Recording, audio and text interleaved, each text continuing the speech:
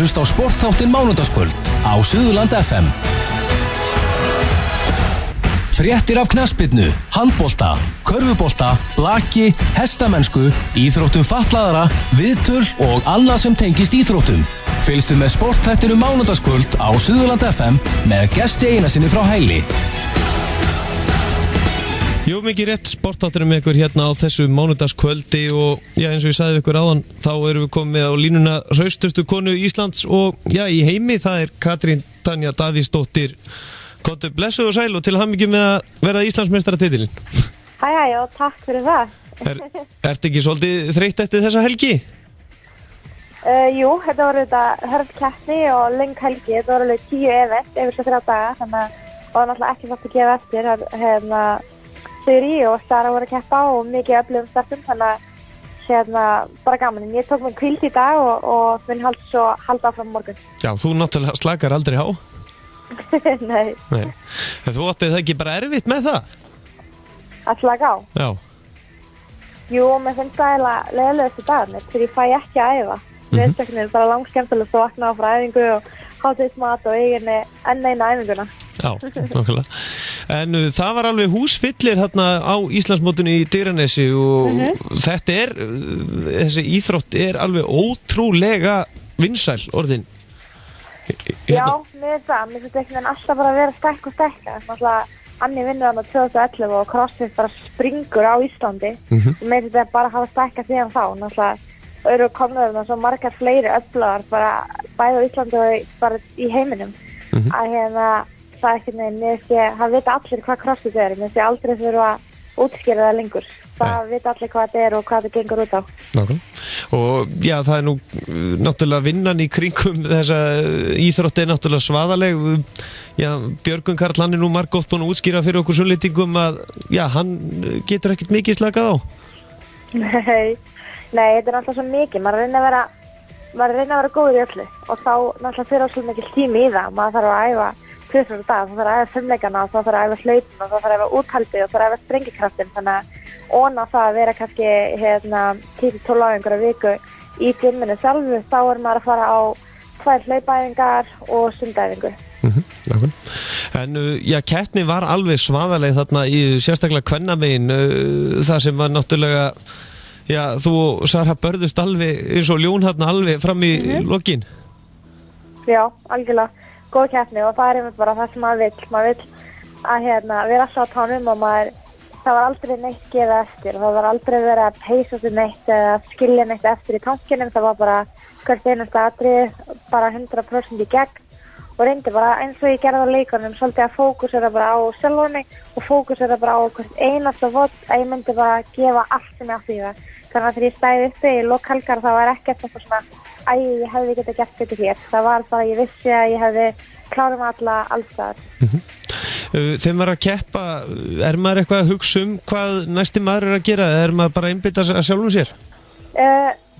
Það fyrir eftir hvað er. Ég veit að fyrir sjálfum ég geti sagt að ég er bara búin að finna út af því að ég bara virkar langt eftir mig að hugsa bara sjálfum mig. Og ég íti ekkert meira þótt eitthvað önnur sé að fara hraðar. Ég bara veit það að ég finna bara í sjálfum mér, get ég fyrir hraðar, já eða nei. Þegar svarið er já, íttu meira, svarið er nei, þá veit ég bara ég fyrir að halda sem er til þess að geta haldið eitthvað ákveðin peysi út eða eitthvað svoleiðis. Og það er alveg ákveðin taktík og maður þarf svolítið að læra hana það og æfa sig í því bara allan á sér sving. Bara á æfingu og fókusa á sjálf sig og vita það, kunna svolítið bara íta sjálf sér, að vera ekki alltaf að reyða eitthvað aðra til þess. En já, það er væntanlega mikið að hugsa ekki bara að æfa, það er ekki matarheiði og svefn og allur fjárið sem þú þarft alltaf að hugsa Já, nákvæmlega, skiptir alveg jafn miklu máli að halda allir að maður setur bara nógu miklu að vinna í gymmi að þá skilir þetta allt en við náttúrulega erum að ætla til svo rosalega mikils af frá líkamannum okkar að þá þurfum við náttúrulega að hugsa hann á móti og ég þarf alltaf að minnstakosti 8 tíma svefn og við þurfum að hugsa recovery. Ég fer til sjúkraþjálfara nokkuð tíma í viku og ég fer í nudd og þá þarf að fara í heita pott og kalda pott og alls konar, þú veist, muscle stimulator og eða svona rafmagn í vöðvana og svoleiðis og svo er náttúrulega matræði sem er undirstaðan og það næra líkamann og gefa hann það sem hann þarf til þess að vera tilbúinn fyrir næsta átak. Já, Það er náttúrulega nóg að gera hjá þér eða ekki af því að, já, nú ertu náttúrulega hraustasta kona í heimi, það er væntanlega svona, já, orðið aðeins meira að gera hjá þér eftir þú varst það. Já, algjörlega, þetta er náttúrulega mikið meira einhvern veginn athygli sem fylgir þessu og það er svona verið að tósa manni allar áttir. sem er náttúrulega rosalega gaman. Ég er búin að fá að ferðast út um allt og ég er búin að fara í búðaropnunum í París og vera á mótum í London og sé ekki að fara á svona charity event í Georgíu, og þetta er alltaf rosalega gaman, en auðvitað tekur þetta líka sinn toll og það er erfitt að vera að ferðast. Maður er ekki að sofa í einn rúmi, maður er ekki með sitt mataræði og einhvern veginn svona minnisvefn og erfitt að kannski koma æfingum fyrir, þannig að maður þarf svolítið bara að læra að velja og hafna og taka því sem að manni finnst vera mikilvægt, en annars líka vita það að mitt megin markmið er að halda áfram að vera best í heimi og gefa mig alla í þetta, þannig að ég minn megin fókus er á æfingarnar og þá þarf ég svolítið að passa það og vita, kunna að forgangsraða og passa að það gengur fyrir og svo allt þetta, öll þessi tækifæri sem er komið upp og það kemur þar á eftir. Svona áðurinn í sleppir, þú varst í öðrum íþróttum áður og stökkst í CrossFit? Já. Hvaða íþróttu voru það?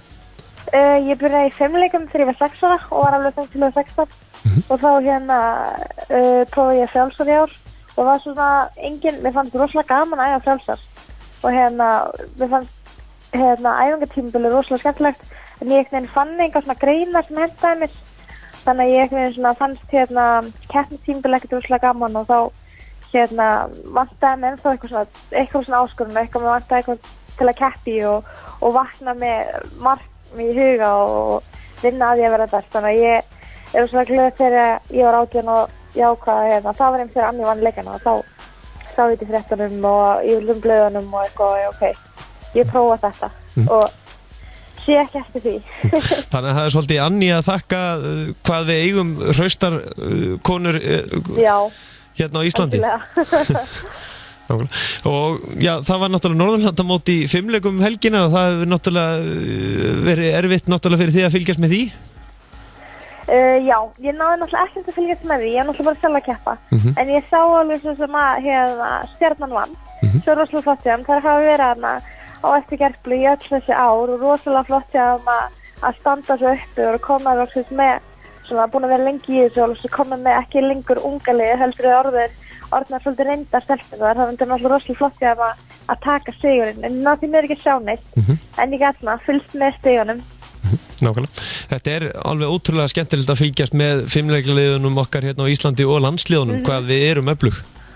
Algjörlega, með svona litla þjóð, fólki finnst þetta alveg klikka, það er alltaf verið að spyrja mig hvað er eiginlega í vatninu á Íslandi. Já, þú fær væntanlega margar svoleiðis spurningar hann út í heimi. Já, ég fæ það alltaf. Nákvæmlega. En Katrín Tanja, ég ætla að leyfa þér að njóta frísins þíns, þetta er náttúrulega ekki hluti af fríðinu að bladra hérna við fjölmiðla. En biðið bara sem allra best og gangiði vel og hafa það sem allra best. Bestu þakkir. Takk kærlega fyrir þetta. Gangiði vel. Best. Takk. Já, og sjálfsögðu var það Sunnlendingurum Björgvin Karl Guðmundsson sem stóðst pressuna og var náttúrulega Íslandsmeistari karlamegin. Hafði 12 stiga fórustu fyrir lokadaginn og hann hélt fórustunni og vann samanlega stigakeppnina þrátt fyrir að hafa ekki unnið neina grein síðasta daginn. En Björgvin fékk náttúrulega brons á síðustu heimsleikunum og hann vann með 818 stig, en næstur kom Jakob Daniel Magnússon og CrossFit Hafnarfirði með 805 stig og þriðja hrefti Árni Björn Kristjánsson og CrossFit XYI með 725 stig.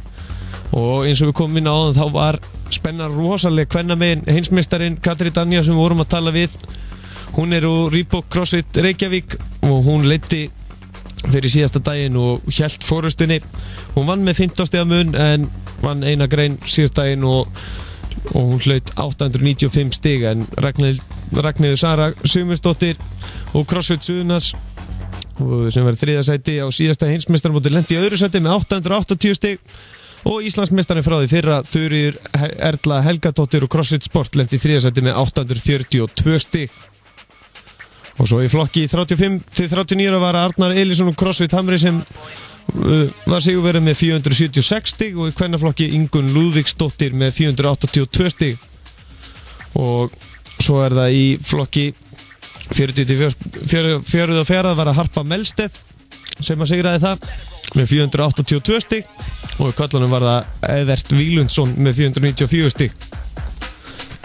Og í flokki 45-49 var bara Guðjón Arnbjörnsson sem með 380 stig 82 stig sem var meistari og svo í kvennaflokki var það Þórdís Ingvarsdóttir úr CrossFit Akureyri sem vann með 394 stig og í 50 plus voru 3 keppendur karlamegin og 3 kvennamegin og Benedikt Halldórsson vann karlakeppni með 388 stig og Ingibjörg Gunnarsdóttir vann hjá konunum með 400 stig.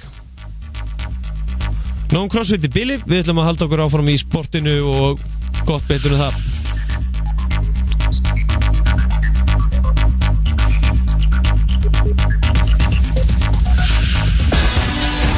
Þú getur nálgast viðtöl þáttarins inn á Facebook undir Sportþátturinn mánudagskvöld. Suðurland FM 96